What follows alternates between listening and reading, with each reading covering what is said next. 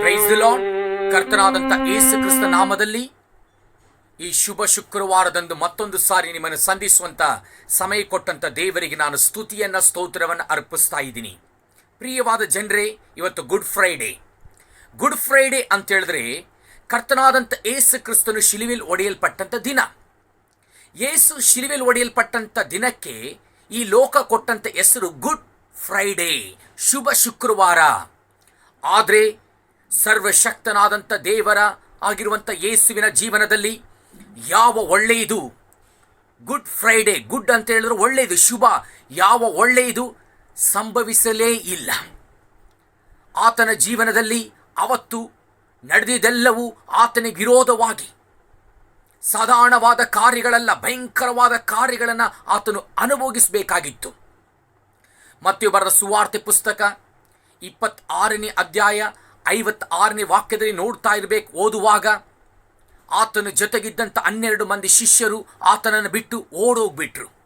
ಅದರಲ್ಲಿ ಒಬ್ಬ ಶಿಷ್ಯನು ಯೂದಾಸನು 30 ಬೆಳ್ಳಿ ನಾಣ್ಯಕ್ಕಾಗಿ ಯೇಸುವನ್ನು ತೋರಿಸ್ಕೊಟ್ಬಿಟ್ಟ. ಪೇತ್ರನು ಜೀವವನ್ನೇ ಕೊಡ್ತೀನಿ ಅಂತ ಹೇಳಿದಂಥ ಪೇತ್ರನು ಯೇಸುವನ್ನ 3 ಸಲ ಗೊತ್ತಿಲ್ಲ ಅಂತ ಹೇಳಿಬಿಟ್ಟ. ಪ್ರಿಯವಾದ ಜನರೇ, ಮೊದಲನೇದಾಗಿ ಯೇಸುವಿನ ಜೀವನದಲ್ಲಿ ಅವತ್ತು ಜೊತೆಗೆ ಇದ್ದಂಥ ಶಿಷ್ಯರೇ ಆತನನ್ನು ಬಿಟ್ಟು ಓಡೋದ್ರು. ಯೂದಾಸ್ ಯೇಸುವನ್ನು ತೋರಿಸ್ಕೊಟ್ಟ. 3ನೇದಾಗಿ ಬರ್ತಾ ಇರಬೇಕಾದ್ರೆ ಪೇತ್ರನು ಆತನನ್ನು 3 ಸರಿ ಗೊತ್ತಿಲ್ಲ ಅಂತ ಹೇಳಿಬಿಟ್ಟ. ಜನರಿಂದ ಕೈ ಬಿಡಲ್ಪಟ್ಟಂಥ ಪರಿಸ್ಥಿತಿ, ಜೊತೆಗಿದ್ದಂಥ ಶಿಷ್ಯರಿಂದ ಕೈ ಬಿಡಲ್ಪಟ್ಟಂಥ ಪರಿಸ್ಥಿತಿ ಯೇಸುವಿಗೆ ಉಂಟಾಯಿತು. 2ನೇದಾಗಿ ಮತ್ತೇಯು ಬರೆದ ಸುವಾರ್ತೆ ಪುಸ್ತಕ 27ನೇ ಅಧ್ಯಾಯ 25, 26ನೇ ವಾಕ್ಯದಲ್ಲಿ ನೋಡ್ತಾ ಇರಬೇಕಾದ್ರೆ ಯೆರೂಸಲೇಮಿನಲ್ಲಿ ಒಂದು ಕೂಗುಂಟಾಗ್ತಾ ಇದೆ. ಯಾವ ಯೆರೂಸಲೇಮಿನ ಪಟ್ಟಣದಲ್ಲಿ ಆತನನ್ನ ಮೆರವಣಿಗೆ ಮಾಡಿದ್ರು, ಅದೇ ಯೆರೂಸಲೇಮಿನ ಪಟ್ಟಣದಲ್ಲಿ ಒಂದು ಕೂಗುಂಟಾಗ್ತಾ ಇದೆ. ಏನು? ಬರಬಾರನನ್ನ ಬಿಡುಗಡೆ ಮಾಡ್ರಿ, ಯೇಸುವನ್ನ ಶಿಲುಬೆಯಲ್ಲಿ ಹೊಡೆಯಿರಿ ಅಂತ ಹೇಳಿಬಿಟ್ಟು. ಯೇಸುವಿಗೆ 2ನೇದಾಗಿ ಅದೇ ದಿನ ಆತನು ನಿರಪರಾಧಿಯಾಗಿದ್ರು ಪಿಲಾತನಿಗೆ ಗೊತ್ತಿತ್ತು ಯೇಸು ನಿರಪರಾಧಿ ಅಂತ. ಆದರೆ ಯೇಸುವನ್ನ ಅಪರಾಧಿ ಎಂದು ತೀರ್ಮಾನಿಸಿ ದುಷ್ಟನಾಗಿರುವಂಥ, ಕೊಲೆಗಾರನಾಗಿರುವಂಥ, ಕಳ್ಳನಾಗಿರುವಂಥ ಬರಬಾರನನ್ನು ಬಿಟ್ಟು ಯೇಸುವನ್ನ ಶಿಲುಬೆಯಲ್ಲಿ ಹೊಡೆಯುವಂಥ ಒಂದು ತಪ್ಪಾದ ತೀರ್ಮಾನ ಅಲ್ಲಿ ಯೇಸುವಿಗೆ ಉಂಟಾಯಿತು. 3ನೇದಾಗಿ ಮತ್ತೇಯು ಬರೆದ ಸುವಾರ್ತೆ ಪುಸ್ತಕ 27ನೇ ಅಧ್ಯಾಯ 27ರಿಂದ 31ನೇ ವಾಕ್ಯದವರೆಗೆ ಓದುವಾಗ ತಪ್ಪಾದ ತೀರ್ಮಾನದ ನಿಮಿತ್ತವಾಗಿ ಯೇಸುವನ್ನ ಸೈನಿಕರು ಹಿಡ್ಕೊಂಡು ಹೋದರು. ಯೇಸುವಿನ ಮೇಲಿರುವಂಥ ವಸ್ತ್ರವನ್ನು ತೆಗೆದು ಬಿಟ್ಟರು. ಸರ್ವ ಲೋಕಕ್ಕೆ ರಕ್ಷಣೆಯ ವಸ್ತ್ರವನ್ನು ಕೊಡುವುದಕ್ಕಾಗಿ ಜನಿಸಿದಂಥ ಮನುಷ್ಯ ಕುಮಾರನಾಗಿರುವಂಥ ಯೇಸುವಿನ ವಸ್ತ್ರಗಳು ತೆಗೆಯಲ್ಪಡುತ್ತು.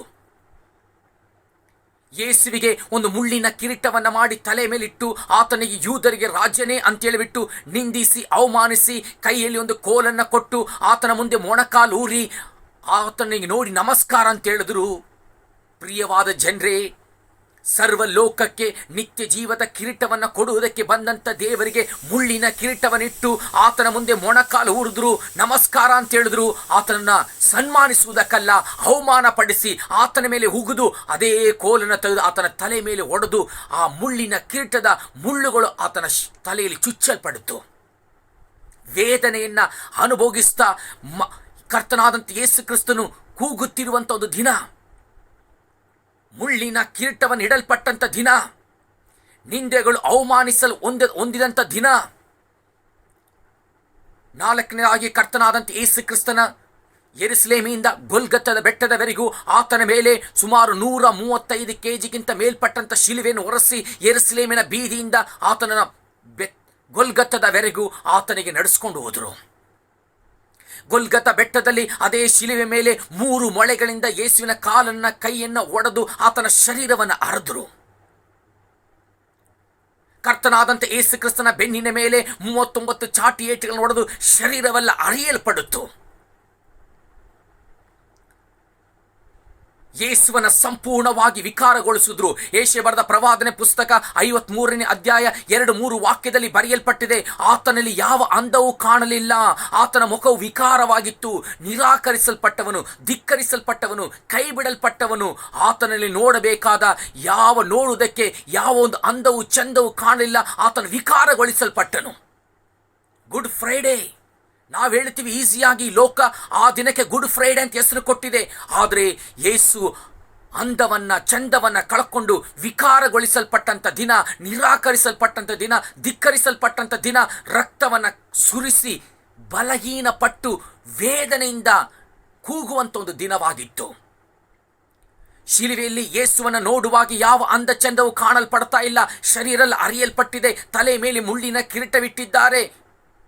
ಯೇಸು 3 ಮೊಳೆಗಳಿಂದ ಜಜ್ಜಲ್ಪಟ್ಟು ಶಿಲುಬೆಯಲ್ಲಿ ನೇತನಾಡುವಾಗ ಆತನ ಬಲ ಪಕ್ಕದಲ್ಲಿ ಎಡಪಕ್ಕದಲ್ಲಿ 2 ಕಳ್ಳರನ್ನ ಶಿಲುಬೆಗೆ ಹೊಡೆದರು. ಯೇಸು ವೇದನೆಯಿಂದ ಕೂಗುವಂಥ ಸಮಯದಲ್ಲಿ 12 ಗಂಟೆಯಿಂದ 3 ಗಂಟೆವರೆಗೂ ಲೋಕದ ಮೇಲೆಲ್ಲ ಅಂಧಕಾರದಿಂದ ತುಂಬಲ್ಪಟ್ಟು ಕರ್ತನಾದಂಥ ಯೇಸು ಕ್ರಿಸ್ತನ ಆ ಶಿಲುಬೆಯಲ್ಲಿ ಹೊಡೆಯಲ್ಪಟ್ಟಂಥ ದಿನ, ಆ ಗುಡ್ ಫ್ರೈಡೆ ದಿನ ನೋಡ್ತಾ ಇರಬೇಕಾದ್ರೆ ಅಂಧಕಾರ ಈ ಭೂಮಿಯನ್ನು ಆವರಿಸಿತ್ತು, ಯೇಸುವಿನ ಮೇಲೆ ಆವರಿಸಲ್ಪಟ್ಟಿತ್ತು. ಸರ್ವ ಲೋಕಕ್ಕೂ ಆತನು ನೀತಿ ಸೂರ್ಯನಂತ ಬರೆಯಲ್ಪಟ್ಟಿದೆ. ನೀತಿ ಸೂರ್ಯನಾಗಿರುವಂಥ ಯೇಸುವಿಗೆ ಆ ದಿನದಲ್ಲಿ ಅಂಧಕಾರದ ಮಧ್ಯದಲ್ಲಿ ಯೇಸು ಸರ್ವ ಲೋಕದ ರಕ್ಷಣೆಯನ್ನು ಕೊಡುವುದಕ್ಕಾಗಿ ನೀತಿ ಸೂರ್ಯನಾಗಿ ಅಂಧಕಾರದ ಮಧ್ಯದಲ್ಲಿ ಶಿಲುಬೆಯಲ್ಲಿ ಉದಿಸುವುದಕ್ಕಾಗಿಯೇ ಆ ದಿನ ಆತನಿಗಾಗಿ ನೇಮಿಸಲ್ಪಟ್ಟಿತ್ತು. ಕರ್ತನಾದಂಥ ಯೇಸು ಕ್ರಿಸ್ತನು ಶಿಲುಬೆಯಲ್ಲಿ ತೂಗಾಡುತ್ತಿರುವಂಥ ಅಂಧಕಾರ ಮುಗಿದ ತಕ್ಷಣ ಆತನ ಜೀವನದಲ್ಲಿ ವೇದನೆಯಿಂದ ಕೂಗುವಾಗ ಅಲ್ಲಿರುವಂಥ ಸೈನಿಕರು ಉಳಿ ಬೆರೆಸಿದಂಥ ದ್ರಾಕ್ಷರಸವನ್ನ, ಕೈ ಬೆರೆಸಿದಂಥ ದ್ರಾಕ್ಷರಸವನ್ನ ಆತನಿಗೆ ಕುಡಿಯುವುದಕ್ಕೆ ಕೊಟ್ಟರು. ಸಮುದ್ರವನ್ನ, ಆಕಾಶವನ್ನ ಉಂಟು ಮಾಡಿ ಮಳೆಯನ್ನು ಸುರಿಸಿ ಭೂಮಿಯಲ್ಲಿ ಬೆಳೆಯನ್ನು ಬೆಳೆಸುವಂಥ ದೇವರಿಗೆ ಕೈ ಬೆರೆಸಿದಂಥ ದ್ರಾಕ್ಷರಸವನ್ನು ಕೊಟ್ಟಂಥ ದಿನನೇ ಗುಡ್ ಫ್ರೈಡೇ. ಕೈಯಾದ ದ್ರಾಕ್ಷರಸವನ್ನು ಕುಡಿಯಕ್ಕಾಗದೆ ಆತನು ವೇದನೆಯಿಂದ ಕೂಗ್ತಿರುವಂಥ ದಿನನೇ ಗುಡ್ ಫ್ರೈಡೇ. ಶಿಷ್ಯರು ಕೈ ಬಿಟ್ಟರು, ಯೂದಾಸ್ ತೋರಿಸ್ಕೊಟ್ರ, ಪೇತ್ರನು 3 ಸರಿ ಗೊತ್ತಿಲ್ಲ ಅಂತ ಹೇಳಿಬಿಟ್ಟ. ಬರಬಾನಿಗೆ ಬಿಡುಗಡೆ, ಯೇಸುವಿಗೆ ಅಪರಾಧಿ ಎಂದು ನಿರ್ಣಯ, ಶಿಲುಬೆ, ಆತನ ತಲೆ ಮೇಲೆ ಮುಳ್ಳಿನ ಕಿರೀಟ, ನಿಂದೆಗಳು, ಅವಮಾನಗಳು, ಶರೀರದಿಂದ ಚಾಟಿಯಿಂದ ಒಡೆಯಲ್ಪಟ್ಟು ಶರೀರವೆಲ್ಲ ವಿಕಾರವಾಯಿತು. ಎಲ್ಲ ಅಂದ ಚಂದಗಳನ್ನು ಕಳ್ಕೊಂಡು, ಜೀವನದಲ್ಲಿ ಎಲ್ಲವನ್ನ ಕಳ್ಕೊಂಡು, ಆತನು ಎಲ್ಲವನ್ನ ಕಳ್ಕೊಂಡು ಆ ದಿನದಲ್ಲಿ ಶಿಲುಬೆಯಲ್ಲಿ ಕೂಗಾಡುತ್ತಿರುವಂಥ ಶಬ್ದದಲ್ಲಿ ಅಂಧಕಾರ ಆವರಿಸ್ತು. ವೇದನೆಯಿಂದ ಕೂಗುತ್ತಿರುವಂಥ ಸಮಯದಲ್ಲಿ ಕೈ ಬೆರೆಸಿದಂಥ ದ್ರಾಕ್ಷರಸವನ್ನ ಈ ಲೋಕವು ಆತನಿಗೆ ಕೊಡುತ್ತು. ಆದರೆ ಇಂಥ ವೇದನೆ ಮಧ್ಯದಲ್ಲೂ, ಬಾಧೆ ಮಧ್ಯದಲ್ಲೂ ಕರ್ತನಾದಂಥ ಯೇಸು ಕ್ರಿಸ್ತನು ಆ ಶಿಲುಬೆಯ ಮಧ್ಯದಿಂದ 7 ಮಾತುಗಳನ್ನು ಈ ನಮ್ಮ ಪ್ರತಿಯೊಬ್ಬರು ನೋಡಿ 7 ಮಾತುಗಳನ್ನು ನುಡಿದ್ರು ಅಂತ ಹೇಳಿಬಿಟ್ಟು ನಾವು ವರ್ಷ ಗುಡ್ ಫ್ರೈಡೆ ದಿನ ಆ ಮೆಸೇಜನ್ನು ಕೇಳ್ತೀವಿ. ಪ್ರಿಯವಾದ ಜನರೇ, ಗುಡ್ ಫ್ರೈಡೆ ದಿನ ಕರ್ತನಾದಂಥ ಯೇಸು ಕ್ರಿಸ್ತನು ಶಿಲುಬೆಯಲ್ಲಿ ಕೂಗಾಡುವಂಥ ಸಮಯದಲ್ಲಿ, ಶಿಲುಬೆಯಲ್ಲಿ ಆತನು ಆ ಗುಡ್ ಫ್ರೈಡೆ ದಿನ ಕೂಗಾಡುವಂಥ ಸಮಯದಲ್ಲಿ ಲೋಕವು ತನಗೆ ಇಷ್ಟೆಲ್ಲ ಮಾಡಿದ್ರು, ಆ ಗೊಲ್ಗತ್ತ ಬೆಟ್ಟದಲ್ಲಿ ಆತನ ಜೀವನದಲ್ಲಿ ಒಂದು ಶಬ್ದ ಹೊರಟು ಬರ್ತಾ ಇದೆ. ಏನು ಶಬ್ದ ಗೊತ್ತಾ? Father forgive them. ಯೇಸುವಿನ ಆ ರಕ್ತವನ್ನು ಹರಿದಂಥ ಸಮಯದಲ್ಲಿ ಏನೇ ಯೇಸುವಿಗೆ ಈ ಲೋಕವು ಕೆಟ್ಟದನ್ನು ಮಾಡಿ ಆತನನ್ನು ಚಿತ್ರಹಿಂಸೆ ಪಡಿಸಿ ಒಡೆದು ವೇದನೆ ಪಡಿಸಿದ್ರು, ಯೇಸು ಒಂದು ಹೇಳ್ತಾ ಇದ್ದಾರೆ. ಏನು ಹೇಳ್ತಾ ಇದ್ದಾರೆ? ಫರ್ಗಿದ್, ಆತನ ಕ್ಷಮಿಸ್ರಿ. ಯೇಸುವಿನ ರಕ್ತವು ಎಂಥ ಪಾಪಿಯಾದರೂ, ಎಂಥ ಕ್ರಿಯೆಗಳನ್ನು ಮಾಡಿದ್ರು ಕ್ಷಮಿಸುವುದಕ್ಕೆ ಶಕ್ತಿ ಉಳ್ಳದಾಗಿದೆ. ಆ ಕ್ಷಮಿಸುವುದಕ್ಕೆ ಅದು ಯೋಗ್ಯವಾಗಿದೆ ಅನ್ನೋದೇ ಆ ಮೊದಲನೇ ಮಾತಿನ ಅರ್ಥ.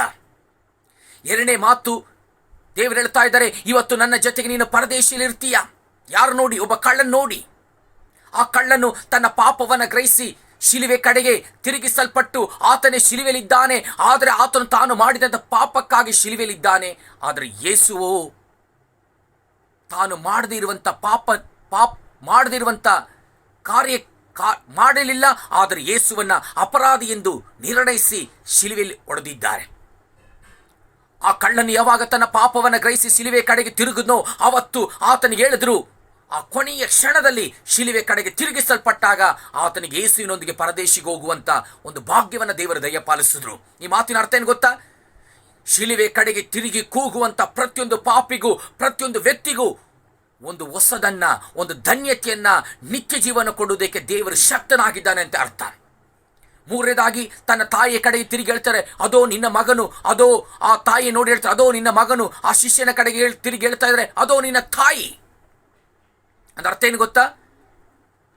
ಲೋಕದ ಜನರು ಹೇಳ್ತಾರೆ ತಾಯಿಯ ಪ್ರೀತಿ ಎಲ್ಲದಕ್ಕಿಂತಲೂ ಮೇಲಾದದ್ದು. ಶಿಲುವೆಯಲ್ಲಿ ಯೇಸು ಸ್ವಾಮಿ ಹೇಳ್ತಾ ಇದ್ದಾರೆ ತಾಯಿಯ ಪ್ರೀತಿಯ ಬಗ್ಗೆ, ಶ್ರೇಷ್ಠತೆ ಬಗ್ಗೆ ಹೇಳ್ತಾ ಇದ್ದಾರೆ. ಅರ್ಥ ಏನು ಗೊತ್ತಾ? ಆ ವಾಕ್ಯದ ಅರ್ಥ ಏನಂತ ಹೇಳಿದ್ರೆ, ನಾವು ರಕ್ಷಣೆ ಹೊಂದಿಕೊಂಡು ಶಿಲುವೆಯನ್ನು ದೃಷ್ಟಿಸಿ ನೋಡುವಂತ ನಾವು ಪ್ರತಿಯೊಬ್ಬರು ನಾವು ಜಾತಿಯನ್ನ ವ್ಯತ್ಯಾಸಗಳು ನೋಡದೆ ದೊಡ್ಡವರನ್ನ ತಾಯಿನ ರೀತಿಯಲ್ಲೂ ಸಹೋದರ ರೀತಿಯಲ್ಲೂ ಪ್ರೀತಿಸಬೇಕೆನ್ನುವುದೇ ಆ ವಾಕ್ಯದ ಅರ್ಥ.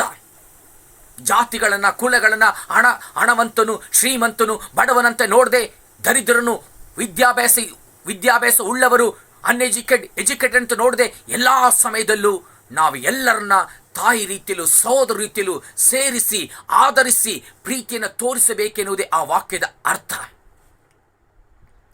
4ನೇದಾಗಿ ಯೇಸು ಹೇಳ್ತಾ ಇದ್ರೆ, ಏಲಿ ಏಲಿ ಲಾಮ ಸಬತ್ಕಾನಿ, ತಂದೆಯಿಂದ ಕೈ ಬಿಡಲ್ಪಟ್ಟಂತ ಒಂದು ಪರಿಸ್ಥಿತಿ. ಒಂದು ಕಡೆ ಜೊತೆಗಿದ್ದಂಥ ಶಿಷ್ಯರು ಬಿಟ್ಟು ಓಡೋದ್ರು. ಲೋಕ ಆತನಿಗೆ ಅನ್ಯಾಯ ಮಾಡ್ತಾ ಇದೆ, ಲೋಕ ಆತನ ಶಿಲುಬೆಯಲ್ಲಿ ಹೊಡಿತಾ ಇದೆ. ಆದರೆ ಪರಲೋಕದ ಕಡೆಗೆ ಕಣ್ಣನ್ನು ತಿರುಗಿಸಿ ನೋಡಿದ್ರೆ ಪರಲೋಕದ ದೇವರು ಆತನನ್ನು ಕೈ ಬಿಟ್ಟಂತ ಒಂದು ಪರಿಸ್ಥಿತಿ. 5ನೇದಾಗಿ ದೇವರು ಹೇಳ್ತಾ ಇದ್ದಾರೆ, ನನಗೆ ದಾಹವಾಗಿದೆ. ಅರ್ಥ ಏನು ಗೊತ್ತಾ? ಕರ್ತನಾದಂತೆ ಯೇಸು ಕ್ರಿಸ್ತನು ಹೇಳ್ತಾ ಇದ್ದಾರೆ, ನೀತಿ ನಿಮಿತ್ತವಾಗಿ ಹಸಿದು ಬಾಯಾರಿದವರು ಧನ್ಯರು. ಯೇಸುವಿಗೆ ಉಂಟಾದ ದಾಹದ ಅರ್ಥ ಏನಂತ ಹೇಳಿದ್ರೆ, ಶಿಲುವೆಯನ್ನು ದೃಷ್ಟಿಸಿ ನೋಡುವಂತ ಪ್ರತಿಯೊಬ್ಬನು ನೀತಿವಂತನಾಗಿ ಜೀವಿಸಬೇಕು. ಅದೇ ಯೇಸುವಿನ ದಾಹ. ನನ್ನ ಜೀವನದಲ್ಲಿ ನಿನ್ನ ಜೀವನದಲ್ಲಿ ಆ ಶಿಲುವೆಯಿಂದ ಬರುವಂತ ಮೆಸೇಜ್ ಏನಂತ ಹೇಳಿದ್ರೆ, ಆ ಯೇಸುವಿನ ದಾಹ ಏನಂತ ಹೇಳಿದ್ರೆ, ನಾವು ನೀತಿವಂತನಾಗಿ ಜೀವಿಸಬೇಕು, ಸತ್ಯದಲ್ಲಿ ನಡೆಯಬೇಕು. 6ನೇದಾಗಿ ಯೇಸು ಹೇಳ್ತಾರೆ, ಇಟ್ ಇಸ್ ಫಿನಿಶ್, ಇದು ಮುಗಿಯಿತು. ಕರ್ತನಾದಂತೆ ಯೇಸು ಕ್ರಿಸ್ತನು ನನ್ನ ಆತ್ಮರಕ್ಷಣೆಗಾಗಿ ನಿನ್ನ ಆತ್ಮರಕ್ಷಣೆಗಾಗಿ ಶಿಲುವೆ ರಕ್ತವನ್ನು ಸುರಿಸುವುದರ ಮೂಲಕವಾಗಿ ಬೆಳೆ ಕ್ರಯವನ್ನು ಕೊಟ್ಟು ನಮ್ಮ ಆತ್ಮ ವಿಮೋಚನೆಗಾಗಿ ಎಲ್ಲವನ್ನ ಮಾಡಿ ಮುಗಿಸಿದ್ದಾರೆ. 7ನೇದಾಗಿ ಕರ್ತನಾದಂತೆ ಯೇಸು ಕ್ರಿಸ್ತನು ತನ್ನ ಆತ್ಮವನ್ನು ತಂದೆ ದೇವರ ಕೈಲಿ ಅರ್ಪಿಸ್ತಾ ಇದ್ದಾರೆ. ಇದರ ಅರ್ಥ ಏನು ಗೊತ್ತಾ? ಪ್ರಿಯವಾದ ಜನರೇ, ಯೇಸುವಿನ ದೃಷ್ಟಿಸಿ ನೋಡುವಂತ ಪ್ರತಿಯೊಂದು ಆತ್ಮಗಳು ತಮ್ಮ ಈ ಲೋಕದ ಓಟವನ್ನು ಓಡಿ ಮುಗಿಸುವಾಗ ಅವರು ಸಹ ತಮ್ಮ ಆತ್ಮವನ್ನು ದೇವರ ಹತ್ರ ಒಪ್ಪಿಸ್ಕೊಡ್ಬೇಕಂದ್ರೆ ಅದರ ಅರ್ಥ. ಯಾವಾಗ ದೇವರು 7ನೇ ಶಬ್ದವನ್ನು ಕೂಗಿದ್ರು ಭೂಕಂಪ ಉಂಟಾಯಿತು, ಬಂಡೆಗಳು ಸೀಳಲ್ಪಡಿತು, ಅನೇಕ ಕಾರ್ಯಗಳು ನಡೀತಂತ ವಾಕ್ಯದಲ್ಲಿ ಬರೆಯಲ್ಪಟ್ಟಿದೆ. ಗುಡ್ ಫ್ರೈಡೆ ದಿನ ಯಾವ ಒಳ್ಳೆಯದು ಕರ್ತನಾದಂತೆ ಯೇಸುವಿಗೆ ಸಂಭವಿಸಲಿಲ್ಲ. ಆದರೆ ಈ ಲೋಕದ ಜನರು, ಈ ಲೋಕದಿರುವಂಥ ನಾವು ಆ ದಿನಕ್ಕೆ ಒಳ್ಳೆ ದಿನ ಅಂತ ಹೇಳ್ತೀವಿ, ಗುಡ್ ಫ್ರೈಡೆ ಅಂತ ಹೇಳ್ತೀವಿ. ಆದರೆ ಯೇಸುವಿಗೆ ಚಂದವನ್ನ ಕಳ್ಕೊಂಡು ವಿಕಾರವಾಗಿ ವಿಕಾರನಾಗಿ ಕಾಣಲ್ಪಟ್ಟಂತ ಒಂದು ದಿನ, ಧಿಕ್ಕರಿಸಲ್ಪಟ್ಟಂತ ದಿನ, ವೇದನೆಯನ್ನು ನಿಂದೆಯನ್ನು ಅವಮಾನಿಸಿದಂಥ ದಿನ. ಪ್ರಿಯವಾದ ಜನರೇ, ಕೊನೆಯದಾಗಿ ಒಂದು ವಾಕ್ಯವನ್ನು ಹೇಳಿ ನಾನು ಮುಗಿಸೋಕೆ ಇಷ್ಟಪಡ್ತಾ ಇದ್ದೀನಿ. ಲೂಕ ಬರೆದ ಸುವಾರ್ತೆ ಪುಸ್ತಕ 23ನೇ ಅಧ್ಯಾಯ 28ರಿಂದ 30 ವಾಕ್ಯಗಳನ್ನು ಓದುವಾಗ ಗುಡ್ ಫ್ರೈಡೆ ದಿನ ಕರ್ತನಾದಂತೆ ಯೇಸು ಕ್ರಿಸ್ತನು ಒಂದು ಪ್ರವಾದನೆ ನುಡಿದು ಹೋಗಿದ್ದಾರೆ. ಯೆರೂಸಲೇಮಲ್ಲಿ ಆ ಶಿಲುವೆಯನ್ನು ತಕೊಂಡು ಯೆರೂಸಲೇಮಿಂದ ಗೊಲ್ಗತ್ತ ಬೆಟ್ಟಕ್ಕೆ ಹೋಗುವಂತ ಸಮಯದಲ್ಲಿ ಒಂದು ಗುಂಪು ಜನ, ಯೇಸುವನ್ನ ಪ್ರೀತಿಸುವಂತ ಒಂದು ಗುಂಪು ಜನ ಅಳುತ್ತಾ ಇದ್ರು. ನನ್ನ ರಕ್ಷಕನಿಗೆ ಹಿಂಗಾಗ್ಬಿಡ್ತಲ್ಲ, ನನ್ನ ಯೇಸುವಿಗೆ ಹಿಂಗಾಗ್ಬಿಡುತ್ತಂತ ಹೇಳ್ಬಿಟ್ಟು ಆ ಸಮಯದಲ್ಲಿ ಅಳುವಂತ ಆ ಜನರ ಕಡೆಗೆ ಆ ಶಿಲುವೆಯ ಭಾರವನ್ನು ಹೊತ್ಕೊಂಡಿರುವಾಗ, ಆತನ ಶರೀರಗಳು ಅರಿಯಲ್ಪಟ್ಟಿರುವಾಗ, ರಕ್ತದ ಹನಿಗಳು ಭೂಮಿಯಲ್ಲಿ ಬೀಳ್ತಾ ಇರುವಾಗ ಯೇಸು ಅವರ ಕಡೆಗೆ ತಿರುಗಿ ಹೇಳ್ತಾ ಇದ್ರೆ, ಯೆರೂಸಲೇಮಿನ ಸ್ತ್ರೀಗಳೇ, ನನಗಾಗಿ ಅಳಬೇಡ್ರಿ, ನಿಮಗಾಗಿ ನಿಮ್ಮ ಮಕ್ಕಳಿಗಾಗಿ ಅಳ್ರಿ. ಒಂದು ಕಾಲ ಬರ್ತಾ ಇದೆ, ಬೆಟ್ಟಗಳೇ ನಮ್ಮ ಮೇಲೆ ಬೀಳ್ರಿ, ಪರ್ವತಗಳೇ ನಮ್ಮ ಮೇಲೆ ಬೀಳ್ರಿ ಅನ್ನುವಂಥ ಒಂದು ಕಾಲ ಬರ್ತಾ ಇದೆ. ಹಸಿ ಮರಕ್ಕೆ ಹಿಂಗ್ ಮಾಡಿದ್ರೆ ಒಣ ಮರಕ್ಕೇನ್ ಮಾಡ್ತಾರೆ? ಶಿಲುವೆಯಲ್ಲಿ ಯೇಸು ಮರಣವನ್ನ ಹೊಂದಿದಂತ ಆ ದಿನದಲ್ಲಿ ಹೇಳ್ತಾ ಇದ್ರ ಒಂದು ಕಾಲ ಬರ್ತಾ ಇದೆ. ಪ್ರಿಯವಾದ ಜನರೇ, ಶಿಲುವೆಯಲ್ಲಿ ಯೇಸು ಒಡೆಯಲ್ಪಟ್ಟುದಕ್ಕೆ ಮುಖ್ಯವಾದ ಕಾರಣ ಅಂತ ಕಾಲದಿಂದ ನಮ್ಮನ್ನ ಬಿಡುಗಡೆ ಮಾಡಬೇಕನ್ನುವಂಥ ಒಂದು ದೊಡ್ಡ ಉದ್ದೇಶ ಯೇಸುವಿಗೆ ಉಂಟು. ಶಿಲುವೆ ಕಡೆಗೆ ತಿರುಗಿ ಯಾರೆಲ್ಲ ದೃಷ್ಟಿಸಿ ಶಿಲುವೆ ಪ್ರೀತಿಯಿಂದ ತುಂಬಲ್ಪಡ್ತಾರೋ ಅವರ ಪ್ರತಿಯೊಬ್ಬರಿಗೊಂದು ಮೆಸೇಜ್ ಕಳಿಸ್ತಾ ಇದ್ದಾರೆ. ಏನಂದ್ರೆ, ಅಳ್ರಿ. ಗುಡ್ ಫ್ರೈಡೆ ದಿನ ಯೇಸು ಹೇಳ್ತಾ ಇಲ್ಲ, ಏನ್ ಹೇಳ್ತಾ ಇಲ್ಲ, ನಗಾಡ್ರಿ ಕುಣೀರಿ ಅಂತ ಹೇಳ್ತಾ ಇದ್ದಾರೆ, ಅಳ್ರಿ. ಅಂದ್ರೆ ಅರ್ಥ ಏನು? ಅಂತ್ಯ ದಿನ ಬರ್ತಾ ಇದೆ, ಒಂದು ಕಾಲ ಬರ್ತಾ ಇದೆ. ಆ ಕಾಲದಿಂದ ತಪ್ಪಿಸಲ್ಪಡಬೇಕಂದ್ರೆ ನೀನು ಆ ದೇವರ ಮುಂದೆ ಹತ್ತು ಕಣ್ಣೀರಿನ ಪ್ರಾರ್ಥನೆ ಜೀವಿತವನ್ನು ಕಟ್ಟಿ ಎಬ್ಬಿಸಬೇಕೆನ್ನುವುದೇ ಈ ವಾಕ್ಯದ ಅರ್ಥ. ಪ್ರಿಯವಾದ ಜನರೇ, ಆ ಕಾಲ ಯೇಸು ಹೇಳಿ 2000 ವರ್ಷಗಳಾಗ್ಬಿಡ್ತು. ಆ ಕಾಲದ ಎಲ್ಲಾ ಗುರುತುಗಳು ನೀನು ಜೀವಿಸುವಂತ ಈ ದಿನ ನಡೀತಾ ಇದೆ. ಈ ದಿನದಲ್ಲಿ ನೀನು ಕಲ್ವಾರಿ ಕಡೆಗೆ ತಿರುಗಿಸಲ್ಪಟ್ಟು ಯೇಸುವಿನಿಂದ ಬಂದಂತ ಪ್ರವಾದನೆ ವಾಕ್ಯ ಏನ್ ಹೇಳ್ತಾ ಇದೆ? ಅಳ್ರಿ, ನನಗಾಗಲ್ಲ, ನಿಮಗಾಗಿ ನಿಮ್ಮ ಮಕ್ಕಳಿಗಾಗಿ ಅಳ್ರಿ. ಕಣ್ಣೀರಿನ ಪ್ರಾರ್ಥನೆಯಿಂದ ಶಿಲುವೆ ಕಡೆಗೆ ತಿರುಗೋಣ. ನನಗಾಗಿ ನಿನಗಾಗಿ ಹನಿ ಹನಿ ರಕ್ತವನ್ನ ಸುರಿಸಿದಂತ ಯೇಸು ಹೇಳ್ತಾ ಇದ್ದಾರೆ, ಅಳ್ರಿ. ಆ ರಕ್ತದಿಂದ ಒಂದು ಕೂಗು ಬರ್ತಾ ಇದೆ, ಕಣ್ಣೀರಿನಿಂದ ಪ್ರಾರ್ಥಿಸು, ಆ ಕಾಲಿಂದ ತಪ್ಪಿಸು.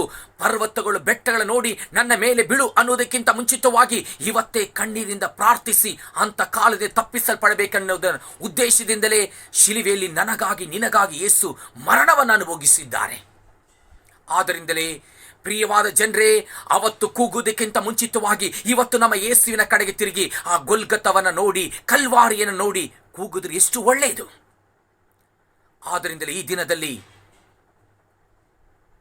ಗುಡ್ ಫ್ರೈಡೇ, ಯಾವ ಒಳ್ಳೆಯದು ನಮ್ಮ ಯೇಸುವಿಗೆ ಸಂಭವಿಸಲಿಲ್ಲ. ಆದರೆ ನನಗೂ ನಿನಗೂ ಒಳ್ಳೆಯದನ್ನು ಮಾಡಬೇಕು, ಆ ಕಾಲದಿಂದ ತಪ್ಪಿಸಲ್ಪಡಬೇಕು, ನರಕದಿಂದ ತಪ್ಪಿಸಲ್ಪಡಬೇಕಂತ ಆತನ ಒಂದೊಂದು ಹನಿ ರಕ್ತಗಳು ಸುರಿಸಲ್ಪಡುತ್ತು. ಆ ಒಂದು ಹನಿಯಿಂದ ಇವತ್ತೊಂದು ವಾಕ್ಯ ಬರ್ತಾ ಇದೆ. ಏನ್ರಿ? ಏನಂತ ಹೇಳಿದ್ರೆ, ನನಗಾಗಿ ಅಳಬೇಡ್ರಿ, ನಿಮಗಾಗಿ ನಿಮ್ಮ ಮಕ್ಕಳಿಗಾಗಿ ಅತ್ತು ಅಂತ್ಯಕಾಲದಲ್ಲಿ ತಪ್ಪಿಸಲ್ಪಡುವುದಕ್ಕಾಗಿ ಕಲ್ವಾರಿಯನ್ನು ದೃಷ್ಟಿಸಿ ನೋಡ್ರಿ, ಪ್ರೀತಿಯನ್ನು ಗ್ರಹಿಸಿರಿ, ಪ್ರೀತಿಯಲ್ಲಿ ನೆಲೆಸಿರ್ರಿ, ಪ್ರೀತಿಯಲ್ಲಿ ಬೆಳೀರಿ. ಪ್ರಿಯವಾದ ಜನರೇ, ವಾಕ್ಯಕ್ಕೆ ಸಮರ್ಪಿಸೋಣವಾ?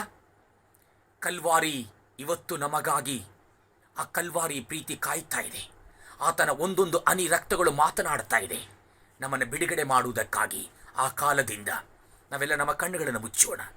ಸರ್ವಶಕ್ತನಾದ ದೇವರೇ, ಈ ಗುಡ್ ಫ್ರೈಡೇಗಾಗಿ ನಾನು ಸ್ತೋತ್ರವನ್ನು ಸ್ತುತಿಯನ್ನು ಅರ್ಪಿಸ್ತಾ ಇದ್ದೀನಿ ಕರ್ತನೆ. ಈ ದಿನದಲ್ಲೂ ಜನರೊಂದಿಗೆ ಈ ವಾಕ್ಯದ ಮೂಲಕವಾಗಿ ಮಾತನಾಡುವಂಥ ಸಮಯ ಕೊಟ್ಟಿದ್ದಕ್ಕಾಗಿ ಸ್ತೋತ್ರ. ಈ ವಾಕ್ಯವನ್ನು ಕರ್ತನೆ ಯಾರ್ಯಾರು ಜನ ಕೇಳ್ತಾರೋ ಅವರ ಪ್ರತಿಯೊಬ್ಬರು ಗುಡ್ ಫ್ರೈಡೆಯ ನಿಜವಾದ ಅರ್ಥವನ್ನು ತಿಳ್ಕೊಂಡು ದೇವರ ಕಡೆಗೆ ತಿರುಗಿಸಲ್ಪಟ್ಟು ಆ ನಿಜವಾದ ಆ ಶುಭವನ್ನು ಹೊಂದಿಕೊಳ್ಳುವಂಥ ಕೃಪೆನ ದಯಪಾಲಿಸು. ಏಕೆಂದರೆ ಕಾಲಗಳು ಭಯಂಕರವಾಗಿ ಬರ್ತಾ ಇದೆ. ಆದರೆ ಪವಿತ್ರಾತ್ಮನಾದ ದೇವರು ಹೇಳ್ತಾ ಇದ್ದಾರೆ, ಪವಿತ್ರಾತ್ಮನ ಹೇಳ್ತಾ ಇದ್ದಾರೆ, ಅಳ್ರಿ, ಕಣ್ಣೀರಿನ ಪ್ರಾರ್ಥನೆಯಿಂದ ದೇವರ ಕಡೆಗೆ ತಿರುಗಿರಿ ಅಂತ ಪ್ರತಿಯೊಬ್ಬರು ಕಣ್ಣೀರಿಂದ ಪ್ರಾರ್ಥಿಸುವಂಥ ಕೃಪೆನ ದಯಪಾಲಿಸು. ಸಂಪ್ರದಾಯಗಳು ಒಡೆಯಲ್ಪಡಲಿ, ಅಂಧಕಾರಗಳು ಒಡೆಯಲ್ಪಡಲಿ. ಯಾರಾದರೂ ರೋಗದಲ್ಲಿದ್ದರೆ ಯೇಸುವಿನ ನಾಮದಲ್ಲಿ ಹನಿ ಹನಿ ರಕ್ತದಿಂದ ಹೊರಟು ಬರುವಂಥ ಆ ಹೀಲಿಂಗ್ ಪವರಿಂದ ಎಲ್ಲರನ್ನ ಗುಣಪಡಿಸು ಕರ್ತನೆ. ಬಿಡುಗಡೆ ದಯಪಾಲಿಸು. ಶಿಲುವೆ ಕಡೆಗೆ ತಿರುಗಿಸಲ್ಪಡುವಾಗ ಹೊಸ ಆಶೀರ್ವಾದ ಉಂಟು, ಹೊಸ ದರ್ಶನ ಉಂಟು, ಹೊಸ ಬಲ ಉಂಟು ಕರ್ತನೆ, ಹೊಸ ಆರೋಗ್ಯ ಉಂಟು. ಎಲ್ಲರೂ ಆತ್ಮೀಕವಾಗಿ ಶಿಲುವೆ ಕಡೆಗೆ ತಿರುಗಿಸಲ್ಪಡುವಂಥ ಭಕ್ತರಾಗಿ ಪರಿವರ್ತನೆ ಆಗಲಿ. ನಜರೇತಿನ ಯೇಸು ಕ್ರಿಸ್ತ ನಾಮದಲ್ಲಿ ಬೇಡಿ ಹೊಂದಿಕೊಂಡಿದ್ದೇವೆ ತಂದೆಯೇ, ಆಮೆನ್. ಎಲ್ಲರಿಗೂ ಪ್ರೈಸ್ ಲಾರ್ಡ್.